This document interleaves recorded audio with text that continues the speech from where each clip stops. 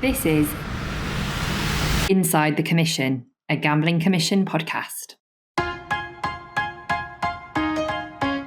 Welcome to Inside the Commission, a podcast all about gambling in Great Britain.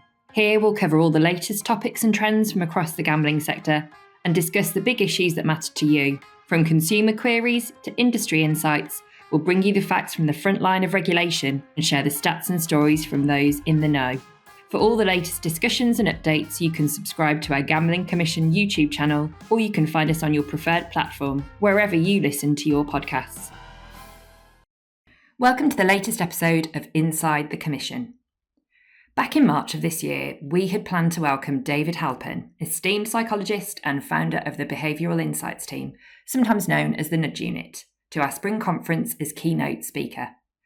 Things didn't quite pan out as planned, more on that later, but we did then catch up with him after the conference for a further chat, the contents of which form this short bonus episode. This is Inside the Commission, a Gambling Commission podcast.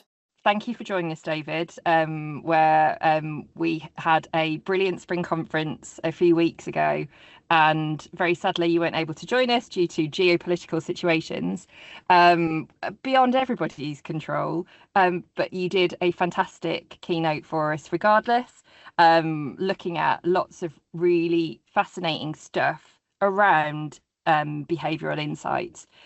And I think from our perspective, when we're talking about gambling behaviour and as the regulator in Great Britain, there's lots of those aspects which perhaps if you're, just the average person on the street, you're not really aware of those things that are going on in the background that are either consciously done by operators or are things that we now know because of science that is happening in your brain that is making you make those subtle decisions. The colours on adverts and things being bold or not, some of that's more obvious than others, but there were a few things that you talked about particularly in your presentation around those factors and how that is changing and evolving in gambling products. So for example, anchors in deposit limits, that was a term that I had no awareness of, and when you were talking through sort of the origins of knowing about those sorts of behaviours and the reason why it works, it would be great to hear more from you on, how that is evolving and maybe how it will evolve further as well. Sure, yeah. So to kind of go back to the basics, I mean, gambling is something that happens in society, but it's also just part of life, right? People have to make choices. It's baked into our evolution in a very deep sense. I'm starving, hungry, there's a berry, can I eat it, or will it be good for me, or will it kill me, right? So that in some sense is gambling. It's all around, or a career choice that I make. Like right now, a young person, am I going to go to become a coder? It looks like a bad idea. The economy is going to change. So in that sense, it is deeply baked into our psychology and what are called mental shortcuts or heuristics that we use to try and make good bets, if you like, in everyday life. So that's just a part of being human. It's true, a part of life. But when you look at gambling as an industry, of course, it understands and often is working with the contours of those heuristics. And sometimes it's using them against you, is the truth of it, right? And so you can use behavioral science for good or for bad or for neutral, all kinds of reasons. And, if you're a gambling operator, one of the things you're trying to do is, you're trying to also make money, presumably, as well as hopefully somebody might have fun. But you can see it creates room for, if you like, using our mental shortcuts to some extent against us. You mentioned one particular example was anchoring. So anchoring is something, it's one of the most robust heuristics. It's been studied for a very long time. And if you introduce a number or something, people stick to it. So, for example, if you're negotiating on your pay, it's a really good idea to introduce a number, which is a really high number. Or if you're a lawyer in a court and you're trying to get a settlement, you deliberately introduce, particularly in America, a very big number, a stupid big number. And even though it seems silly, people tend to stick to it. So it becomes a sort of so-called literally an anchor, and you stick to it and you work away. So an example we see in gambling is that when people are encouraged, quite rightly, to set a daily limit, and if you look at some of those things, there'll be numbers on there which are just bananas, like tens of thousands or like, a million quid, whatever. Now, no one's going to click a million quid, so what's the point of it? But it operates as an anchor. So when you then put 250 quid or right, 500 quid, it's making you stick because that looks like halfway down the range. It looks quite sensible. So we know, in fact, we literally did experiments on that show that if you remove those anchors or you change those anchors, people will set a very different daily limit, right? And even if you have an open text box without it, they'll set a lower limit than if you've got those numbers in them. So this is happening all around us, and you may not be aware of it, but there's no doubt gambling companies have come to understand these very, very well. And so you can use these prompts in a quite constructive way. It's often known as choice architecture. They have quite a big impact on our choices, but you can also sort of use them, against us. And that's not unique to gambling, right? If you go into a famous example, you go into a canteen and do you see the salad first or do you see the chips first? Most people kind of fill up their plate with the first thing they come to. It's quite consequential for what you end up eating. And so it's right and proper, certainly for the likes of Gambling Commission or good operators to say, what is the right choice architecture, which is going to work for most people, right? And it land us in a good place rather than a bad place. So yes, gambling, there's no doubt, is an absolute hothouse of the use of behavioral sort of science.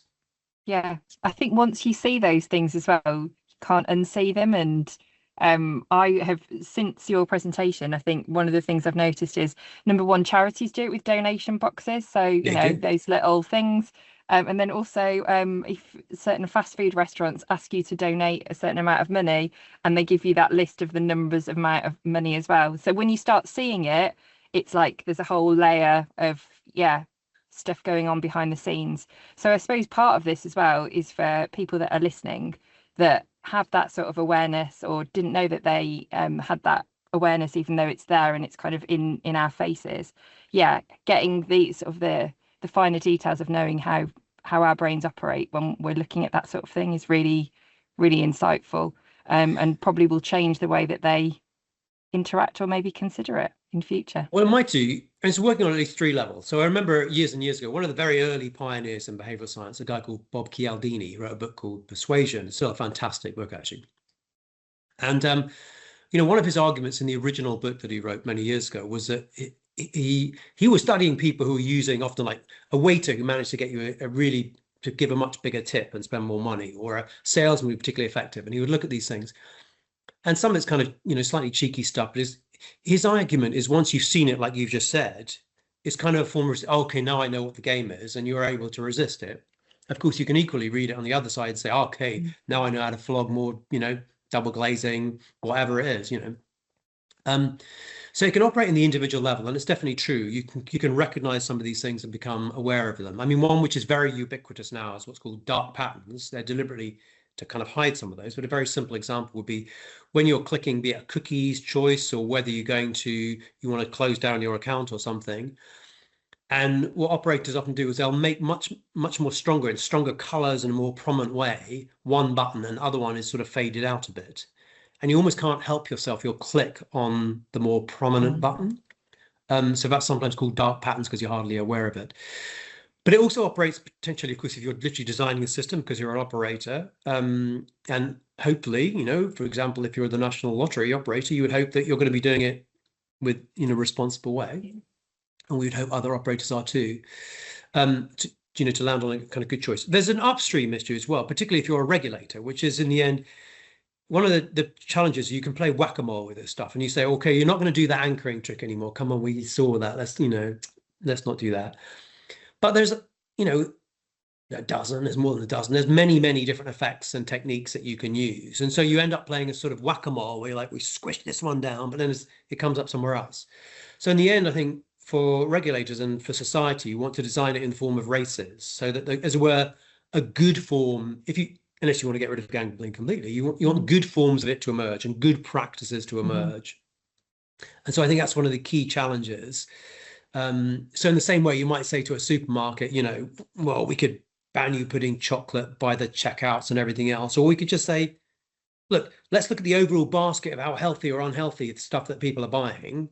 And we want to kind of incentivize you to try and encourage more people to come up with healthy stuff and you figure out how to do it. Yeah. So one of the big challenges for gambling is, what's the equivalent? What is an overall kind of what looks like good? And then you figure out how to deliver it, right? Yeah. Yeah, that makes it sound so easy, but it is very challenging, I suppose, as well. And one of the other things that's a conversation that is rumbling on is obviously the illegal market, and the fact that obviously a lot of these sorts of tools will also be deployed by companies that have businesses that are not operating legally. And yes, then the differentiation between legal and illegal products and what that looks like. But yeah, what do you think would be sort of with the advent of new tech and AI, and obviously some of those tools being deployed and potentially being used as well to come up with ideas around this? So, asking an AI tool what would be the most effective way to achieve this end result. Is there anything that you think that we should be thinking about in terms of behavioural stuff? Well, there is, of course. I mean, one of the interesting arguments on kind of cutting edge of behavioural science, in fact, I'm writing a book with a colleague at the moment about what's called boosting versus nudging. So nudging is where you kind of prompt and whatever, like auto-enrollment is a beautiful example. I mean, very successful to get more people to save, but it sort of bypasses your brain in the sense it's like, oh, it's now an opt-out rather than opt-in, and so far more people save, right? But the bigger ambition is, can we help you? Can we boost your capacity to make good decisions? So AI very much potentially plays in this, because is it an agent acting on your behalf, for example, to look at the sites you're using, to see the small print and say, actually, watch out, you're getting caught here? Or is it, for example, an agent which will pop up and intervene? And I shared an example of tech doing this, which breaks your habit, right, and force you to say, Anna, you've been sat on this site for an hour and a half now. I thought you were going to go, make dinner or go for a run. It can intervene. You can imagine. A little bit too accurate, I think, there. Right. But you can see that's not so crazy anymore, that you're going to have AI agents. And the key question is, are they acting on your behalf of what you wanted to do, or are they acting on someone else's behalf? I mean, other variations of that, there's been a lot of interest around with blocks. People want blocks. And let's face it, a number of the operators, not least illegal, go to a lot of trouble to go around those blocks. Whereas your bank, for goodness, should at least be on your side and should enforce the block. So are there other agents who are acting on your behalf, which will kind of reinforce what it is that you wanted to do? So that, I think, is one of the key new elements that is sort of hitting the landscape, agents that can help you enact on your behalf, if you like. This is Inside the Commission, a Gambling Commission podcast. To stay up to date with the latest content, you can subscribe to our Gambling Commission YouTube channel, or you can find us on your preferred platform, wherever you listen to your podcasts. Thanks for listening.